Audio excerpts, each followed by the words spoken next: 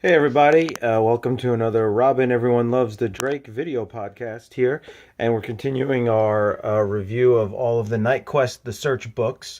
And yesterday, in real time, we recorded two podcasts, and we went over Robin number 7, Knightquest The Conclusion, and there's a couple things I wanted to reference what we talked about there. So just to get everybody ready for those big podcasts about Knightquest, let's look at Batman Detective Comics number 670. Now this is not in any order. Knightquest, the reading order. Rob was nice enough to go through his omnibus Knightquest and give me the list of what order those are reprinted in, but there's kind of not a true reading order because a lot of the stories were self-contained within Detective or Batman or Shadow of the Bat or Legends of the Dark Knight. So the reading order can be a little changed. In the list that Rob gave me, this was not the next book to read, but in the other Detective comic books, they kept hinting at a Joker story, and I really wanted to get to the Joker story, so I'm like, well, let me read this, and there's no Joker at all in this. It's the next issues where we start to get the Joker, but still a cool issue. This cover, I love this cover. Another great Kelly Jones cover. There's his take on Mr. Freeze, which you don't really quite know it's Mr. Freeze just yet. A lot of cool stuff going on in this cover. The light from Batman, the dead body, Mr. Freeze, another dead body, the morgue. Really cool stuff. And there's that face right up there. That's just creepy.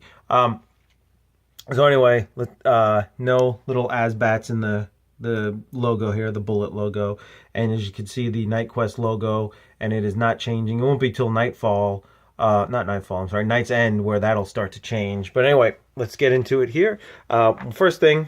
Wayne's World. I remember going to the movies to see that when it came out. But one thing you'll notice in the art is it is got a guest artist, and that is Barry Kitson, right there. And it even says guest penciler. It lets you know right away this is not the permanent, but Chuck Dixon, the writer. Now Barry Kitson, I really like his art. The one criticism I would give on it is some of his faces kind of look the same. Kind of let you know it's a Barry Kitson book because the faces kind of all look like. Tom Grummett has that as well. But the way he draws Asbats is just fantastic, especially the cape. And those of you who are Azrael fans will know that when Azrael gets his own title, Barry Kitson was the artist who started that book and had a pretty long run on that book. So I wonder if this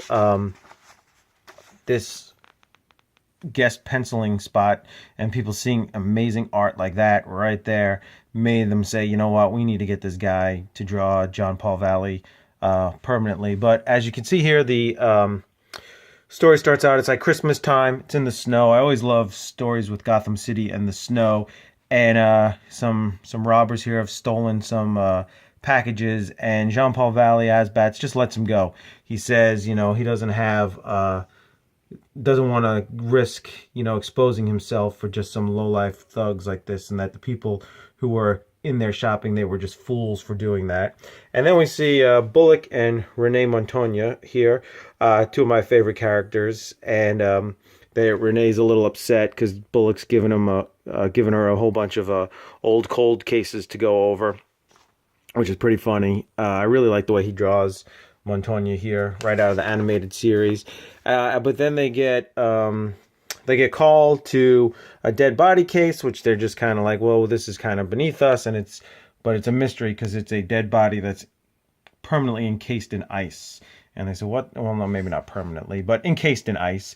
And so they go down to investigate, and then they go to the morgue, and Montoya's there with the doctor here, and she's saying that it's just not, something doesn't add up. It wasn't cold enough outside for this to have just happened naturally, and that he was frozen somehow, and frozen from the inside out. And then Bullock, I gotta find this out. He mentions here, he says that they got a lead on like the escapees from Blackgate. So I don't know if that's in another book that I just haven't remembered, and I'll have to get to that.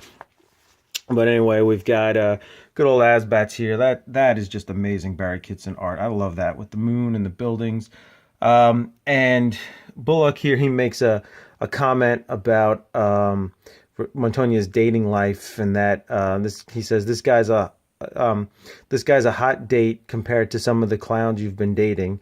And then she kind of huffs, and then she kind of says something about the guy she's been dating. So this is way before they changed Renee Montoya to be a lesbian, and they went over that a lot in the series 52, which was really good, and a lot in the Gotham Knights and the GCPD comics.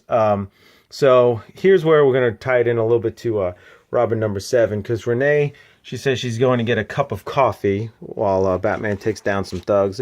Batman's kind of the side story in a lot of this, but the art on Batman is just fantastic. And so Renee, she's watching this melt, and it's kind of steaming up her hair, I guess. And so she goes to get a cup of coffee, and she says she's complaining about the styrofoam cup. She says, "Smells good. Could do without the styrofoam cup." And if you look at that cup, it brings us to what we're going to talk about in our podcast on Robin number 7.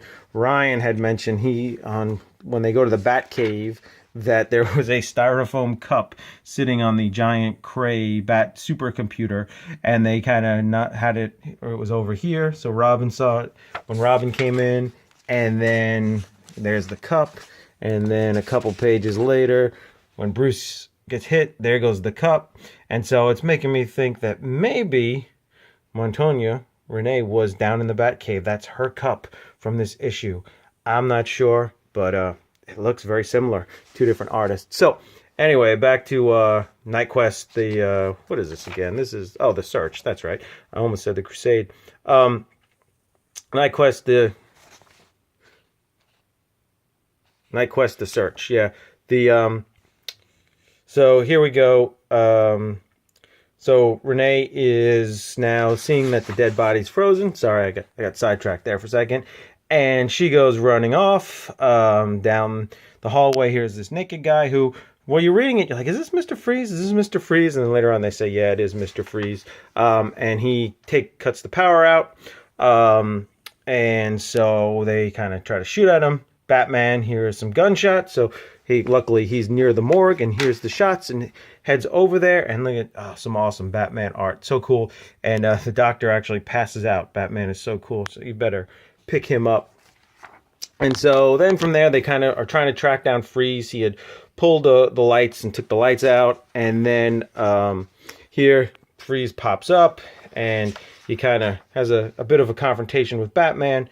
I like this part where Freeze has got like a saw, I guess, to cut open cadavers, and he's trying to cut open Batman's mask there. And Batman gives him a good old high leg kick, jump ball, and you got to stretch before you do that. That's pretty impressive. And then while Batman is able to take Freeze down, but then he gets a little too violent with Freeze, which causes Renee to pull a gun on him and makes her kind of at the end contemplate, like, who is this guy? And you know, is he really the Batman that I've known? And she's saying to the doctor, and the doctor says, you know Batman? And she says, I thought I did, because this is not your father's Batman. This is the new and improved 90s Asbats, ultra-violent. So anyway, overall, great art, good story. This is considered Knightquest The Search, even though really didn't have much to do with searching for Tim Drake's father or anything like that. It was really more Knightquest The Crusade. But this will hopefully get us to our next issue, which will get us some Joker. So until next time, don't leave your coffee laying on the back computer, and I'll see you later.